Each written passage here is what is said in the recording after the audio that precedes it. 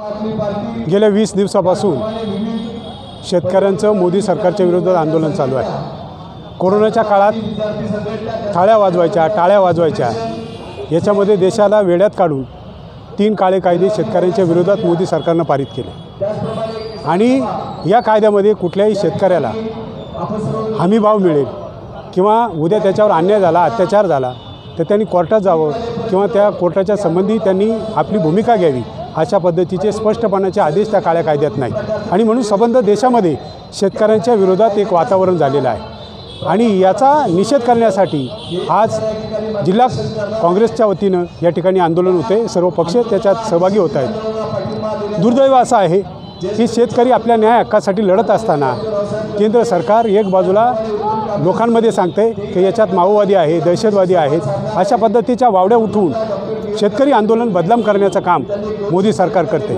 मोदी सरकारला करायचं काय आहे की अंदानी अंबानी याच्यासाठी त्यांना एक कॉर्पोरेट मार्केट शेती संबंधीचं आणायचं आहे आणि त्या अनुषंगाने त्यांनी घेतलेली ती सुपारी आहे। मोदी हे अंदानी आणि अंबानीचे दलाल आहेत आणि म्हणून ते अशा पद्धतीचे कायदे आणू पाहत आहेत। पण या देशातला शेतकरी हा सर्वात महत्त्वाचा घटक आहे आणि या घटकावर जर कोणी अन्याय करत असेल तर काँग्रेस त्याच्या पाठीमागं खंबीरपणानं उभं राहील आणि रस्त्यावर नाही तर आम्ही त्यांच्या जे मोदी जेवढे मंत्री आहेत किंवा मोदी सरकार आहे यांच्या विरोधात काँग्रेस आक्रमकपणे आंदोलन करेल।